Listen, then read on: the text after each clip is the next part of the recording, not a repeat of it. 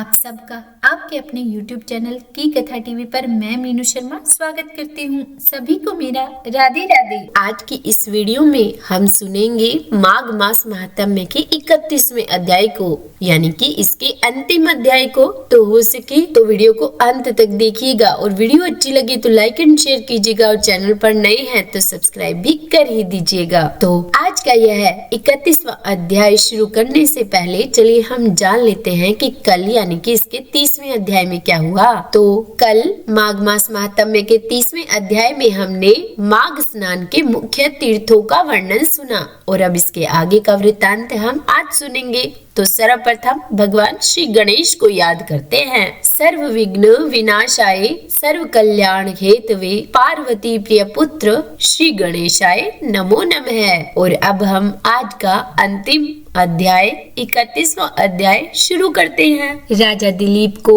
माघ स्नान में मुख्य तीर्थों और किए जाने वाले कर्मों के विषय में बतलाने के बाद गुरु वशिष्ठ जी बोले कि हे राजन सुनो, मैं तुमसे सुव्रत के चरित्र का वर्णन करता हूँ। यह शुभ प्रसंग श्रोताओं के समस्त पापों को तत्काल हर लेने वाला है। ध्यान से सुनो। नर्मदा नदी के रमणीय तट पर एक बहुत बड़ा क्षेत्र ब्राह्मणों को दान में मिला हुआ गांव था। उसमें वेदों की ज्ञाता और धर्मात्मा ब्राह्मण निवास करते थे। वह धन धान्य से भरा हुआ था और वेदों के गंभीर घोष से संपूर्ण दिशाओं को गुंजायमान किए रहता था। उस गाँव में एक श्रेष्ठ ब्राह्मण थे जो सुव्रत के नाम से विख्यात थे। उन्होंने संपूर्ण वेदों का अध्ययन किया था। वेदार्थ के वे अच्छे ज्ञाता थे। धर्म शास्त्रों के अर्थ का भी पूर्ण ज्ञान रखते थे। पुराणों की व्याख्या करने में वे बड़े ही कुशल थे। वेदांगों का अभ्यास करके उन्होंने तर्क शास्त्र, ज्योतिष शास्त्र, गज विद्या, अश्व विद्या, 64 कलाएं, मंत्र शास्त्र,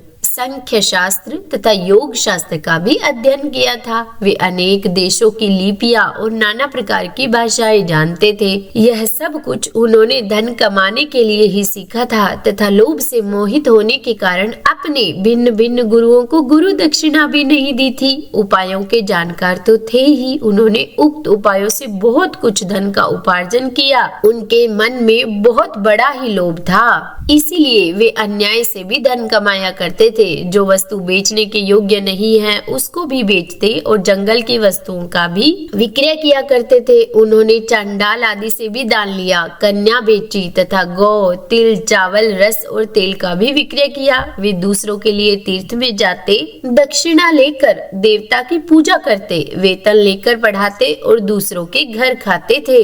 इतना ही नहीं, वे नमक, पानी, दूध, दही और पकवान भी बेचा करते थे। इस तरह अनेक उपायों से उन्होंने यत्न पूर्वक धन कमाया। धन के पीछे उन्होंने नित्य नैमित्तिक कर्म तक छोड़ दिया था। न खाते थे न दान करते थे। हमेशा अपना धन गिनते रहते थे कि कब कितना जमा हुआ। इस प्रकार उन्होंने 1 लाख स्वर्ण मुद्राएं उपार्जित कर ली। धनोपार्जन में लगे लगे ही वृद्धावस्था आ गई और फिर सारा शरीर ही जर्जर हो गया। काल के प्रभाव से समस्त इंद्रियां शिथिल हो गई। अब वे उठने और कहीं जाने में असमर्थ हो गए। धनोपार्जन का काम बंद हो जाने से स्त्री सहित ब्राह्मण देवता बहुत दुखी हुए और इस प्रकार चिंता करते करते जब उनका चित्त बहुत ही व्याकुल हो गया तब उनके मन में विवेक जागृत हुआ। सुव्रत दुखी होते हुए अपने मन में ही कहने लगे, मैंने नीच प्रतिग्रह से, नहीं बेचने योग्य वस्तुओं के बेचने से तथा तपस्या आदि का भी विक्रय करने से यह धन जमा किया है, फिर भी मुझे शांति नहीं मिली। मेरी तृष्णा अत्यंत ही दुस्सह है। यह मेरु पर्वत के समान असंख्य स्वर्ण पाने की अभिलाषा रखती है। अहो, मेरा मन महान कष्टदायक और संपूर्ण कलेशों का कारण है। सब कामनाओं को पाकर भी यह फिर दूसरी नवीन कामनाओं की प्राप्ति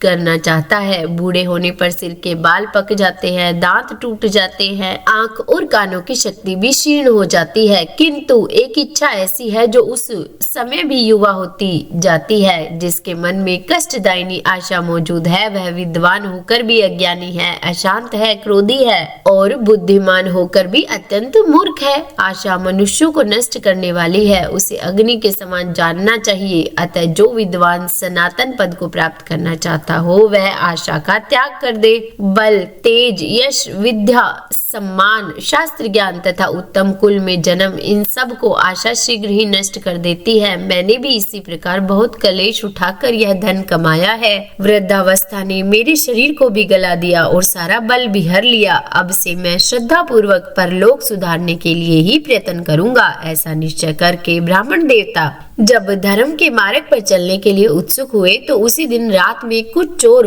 उनके घर में घुस आए। आधी रात का समय था। चोरों ने ब्राह्मण को खूब कसकर बांध दिया और सारा धन लेकर चंपत हुए। चोरों के द्वारा धन छिन जाने पर ब्राह्मण बिलक बिलक कर रोने लगे और कहने लगे, हाय मेरा धन कमाना, धर्म, भोग अथवा मोक्ष किसी भी काम में नहीं आया। न तो मैंने उसे भोगा न ही दान किया, फिर किस लिए धन का उपार्जन किया। हाय हाय, मैंने तो अपने ही आत्मा को धोखे में डाल कर यह क्या किया। सब जगह से दान लिया और मदिरा तक का विक्रय किया। पहले तो एक ही गऊ का प्रतिग्रह नहीं लेना चाहिए और यदि एक को ले भी लिया तो दूसरी का प्रतिग्रह लेना तो कदापि उचित नहीं है। उस गऊ को भी यदि बेच दिया जाए तो वह 7 पीढ़ियों को जला देती है। इस बात को जानते हुए भी मैंने लोभवश ऐसे पाप किए हैं। धन कमाने के जोश में मैंने एक दिन भी एकाग्रचित होकर अच्छी तरह से संध्या उपासना नहीं की, ध्यान रहित या ध्यान सहित प्राणायाम भी नहीं किया। 3 बार जल पीकर और 2 बार ओंठ पोंछकर भली भांति आचमन नहीं किया। उतावली छोड़कर और हाथ में कुश पवित्री लेकर मैंने कभी गायत्री मंत्र का वाचिक, उपांशु या फिर मानस जप भी नहीं किया। जीवों का बंधन छुड़ाने वाले महादेव जी की आराधना नहीं की, जो मंत्र पढ़कर अथवा बिना मंत्र के ही शिवलिंग के ऊपर एक पत्ता या फूल डाल देता है उसकी करोड़ों पीढ़ियों का उद्धार हो जाता है। किंतु मैंने तो ऐसा भी कभी नहीं किया। संपूर्ण पापों का नाश करने वाले भगवान विष्णु को कभी संतुष्ट नहीं किया। 5 प्रकार की हत्याओं के पाप शांत करने वाले पंच यज्ञों का अनुष्ठान नहीं किया। स्वर्ग लोक की प्राप्ति कराने वाले अतिथि के सत्कार से भी वंचित रहा। सन्यासी का सत्कार करके उसे अन्न की भिक्षा नहीं दी। ब्रह्मचारी को विधि पूर्वक अतिथि के योग्य भोजन नहीं दिया। मैंने ब्राह्मणों को भांति भांति के सुंदर एवं महीन वस्तु अर्पण नहीं किए। सब पापों का नाश करने के लिए प्रज्वलित अग्नि में घी से भीगे हुए मंत्रपूत तिलों का हवन नहीं किया। किसी भी पवित्र मंत्र का जाप नहीं किया। पीपल के वृक्ष की पूजा नहीं की। त्रयोदशी का व्रत त्याग दिया। यह व्रत भी यदि रात को अथवा शुक्रवार के दिन पड़े तो तत्काल सब पापों को हरने वाले है, किंतु मैंने इसकी भी उपेक्षा कर दी। ठंडी छाया वाले वृक्ष का पौधा नहीं लगाया। सुंदर शैया और मुलायम गद्दों का दान नहीं किया। पंखा, छतरी, पान तथा मुख को सुगंधित करने वाली कोई वस्तु भी ब्राह्मण को दान नहीं दी। नित्य श्राद्ध, भूत बलि तथा अतिथि की पूजा भी नहीं की। उपयुक्त उत्तम वस्तुओं का जो लोग दान करते हैं वे पुण्य के भागी मनुष्य यमलोक में यमराज को, यमदूतों को और यमलोक की यातनाओं को नहीं देखते। किंतु मैंने तो यह भी नहीं किया। गऊओं को ग्रास नहीं दिया। उनके शरीर को कभी नहीं खुजलाया। कीचड़ में फंसी हुई गऊ को जो गोलोक में सुख देने वाली होती है मैंने कभी नहीं निकाला। याचकों को उनकी मुंह मांगी वस्तुएं देकर कभी संतुष्ट नहीं किया। भगवान विष्णु की पूजा के लिए कभी भी तुलसी का वृक्ष नहीं लगाया। शालिग्राम शिला के चरणामृत को कभी नहीं पिया। एकादशी का उपवास कभी नहीं किया। शिवलोक प्रदान करने वाली शिवरात्रि का भी व्रत नहीं किया। वेद, शास्त्र, धन, स्त्री, पुत्र, खेत और अटारी आदि वस्तुएं इस लोक से जाते समय मेरे साथ नहीं जाएंगी। अब तो मैं असमर्थ हो गया, कोई व्यापार भी नहीं कर सकता। क्या करूं, कहां जाऊं। हाय, मुझ पर बड़ा भारी कष्ट आ पड़ा। मेरे पास परलोक का राह खर्च भी नहीं है। इस प्रकार व्याकुल चित्त होकर सुव्रत ने मन ही मन विचार किया। अहो, मेरी समझ में आ गया। मुझे याद आया, एक समय जब मैं धन कमाने के लिए उत्तम देश कश्मीर को जा रहा था तो मार्ग में भागीरथी गंगा के तट पर मुझे कुछ ब्राह्मण दिखाई दिए जो वेदों के पारगामी विद्वान थे। वे प्रातःकाल माघ स्नान करके बैठे थे। वहां किसी महाविद्वान ने उस समय एक श्लोक कहा था, माघे निमग्ना सलीले सुशीते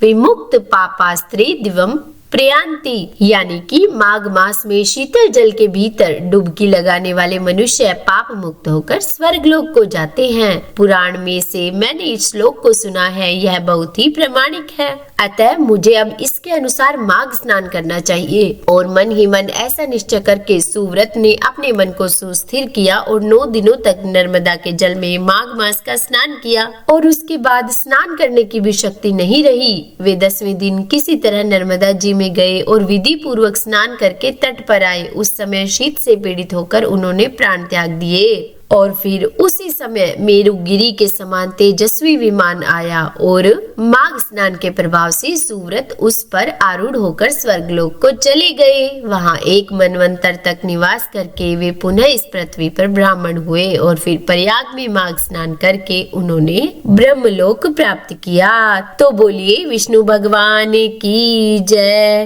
तो अब ये माघ मास महात्म्य के अध्याय संपूर्ण होते हैं। तो उम्मीद है वीडियो पसंद आई होगी। अगर अच्छी लगी हो तो लाइक एंड शेयर कीजिएगा और चैनल पर नए हैं तो सब्सक्राइब भी कर ही दीजिएगा। और आध्यात्मिक वीडियोस पाने के लिए चैनल से जुड़े रहिए और जपते रहिए राधे राधे।